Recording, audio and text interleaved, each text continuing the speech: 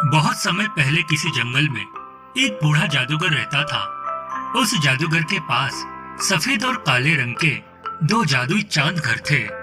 जादूगर दोनों जादुई चांद घर का इस्तेमाल करके हमेशा गरीब लोगों की मदद किया करता था। फिर कुछ दिनों बाद अचानक जादूगर बहुत बुरी तरह बीमार पड़ जाता है। लगता है अब मैं जिंदा नहीं बचूंगा, मेरे मरने का समय आ गया है। देखो, मेरे मरने के बाद तुम दोनों इसी तरह गरीब और लाचार लोगों की मदद करते रहना। इतना कहकर जादूगर दम तोड़ देता है। जादूगर के मरने के बाद सफेद चांद को बहुत दुख होता है, लेकिन काला चांद खुशी से नाचने लगता है। देखो, हमारे मालिक का हुक्म याद रखना, हमें हमेशा गरीब लोगों की सहायता करनी है। ये बुढ़ा मर गया, इस बात की मुझे बहुत खुशी है। आज से मैं दूसरों को परेशान करूंगा, इसमें मुझे बहुत मजा आएगा। फिर अगले दिन दो गरीब औरतें उन दोनों से मदद मांगने आती है।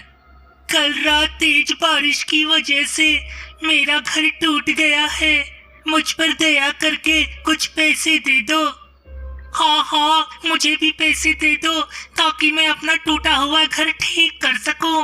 देखो बहनों, मैं तो सिर्फ अनाज प्रकट करने की शक्ति रखता हूँ, लेकिन ये काला चांद घर जितने चाहे उतने पैसे प्रकट कर सकता है।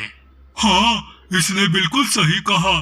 मैं ढेर सारे पैसे प्रकट कर सकता हूँ, लेकिन मेरी एक शर्त है। तुम दोनों को आपस में लड़ाई करनी होगी। जो औरत जीतेगी मैं उसे माला माल कर दूंगा। दोनों औरतों के सामने कोई रास्ता नहीं था, इसलिए वह दोनों काले चांद को खुश करने के लिए आपस में लड़ाई करने लगती है। हाँ, मेरे बाल, वही माँ मर गई रे। मेरी टांग टूट गई, मुझे बहुत दर्द हो रहा है। हाँ। दोनों औरतों को लड़ते देख काला चांद घर बहुत खुश होता है। देखो, ये सब गलत बात है।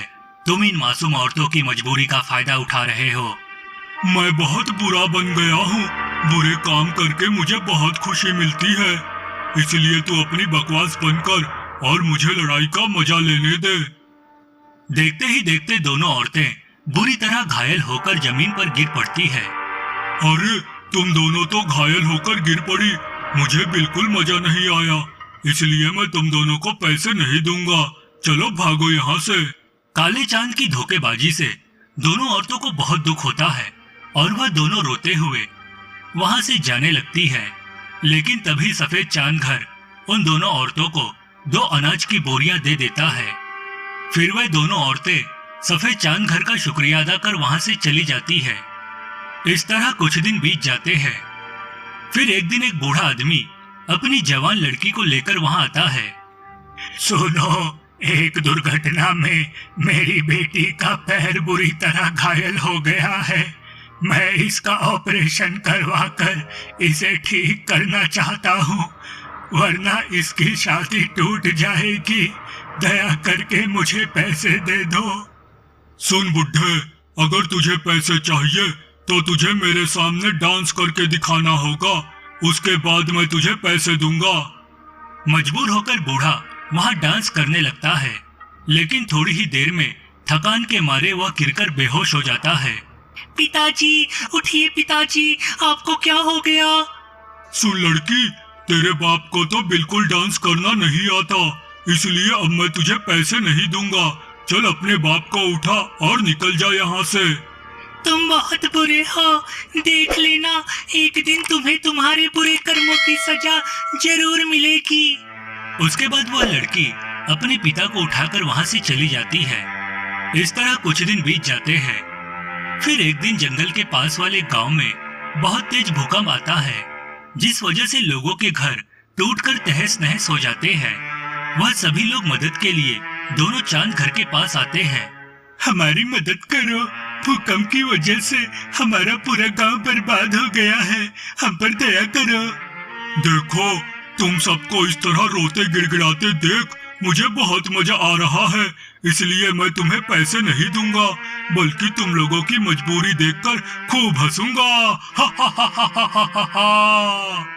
ऐसा मत कहो, हम सब बहुत मुसीबत में हैं, ये देखो, हमारे छोटे छोटे बच्चे हैं, इन पर तो दया करो। बेकार की बातें करके मेरा दिमाग खराब मत करो, वरना अच्छा नहीं होगा। ये काला चांद बहुत बुरा है, ये कभी किसी की मदद नहीं करता। तुम सब बेकार में इससे बहस मत करो। देखो, मैं तुम्हें पैसे तो नहीं दे सकता, लेकिन हाँ, ढेर सारा अनाज दे सकता हूँ, जिसकी मदद से तुम सबकी भूख शांत हो जाएगी।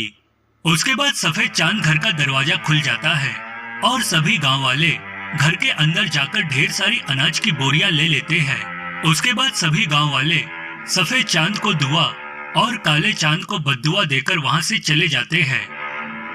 देखते ही देखते कुछ दिन बीत जाते हैं। फिर एक दिन उस जंगल में तेज तूफान आता है। तूफान इतना खतरनाक था कि वह दोनों चांद अपनी जगह से लुढ़कते हुए पहाड़ की चोटी पर जा पहुंचते हैं। दोनों चांद पूरी ताकत लगाकर अपने आप को बचाने की कोशिश करने लगते हैं। तभी वहां से गुजर रहे कुछ गांव वालों की नजर उन पर पड़ती है। अरे वो देखो, दोनों चांद घर खाई की तरफ गिरने वाले हैं, हमें उन्हें बचाना होगा। सभी लोग उन दोनों को बचाने पहुंच जाते हैं। देखो, ये सफेद चांद घर बहुत अच्छा है, ये हमेशा दूसरों की मदद करता है, इसलिए हम सिर्फ इसे बचाएंगे। उसके बाद सभी लोग सफेद चांद घर पर रस्सी बांधकर उसे खींचते हुए पहाड़ी की चोटी से दूर ले जाते हैं।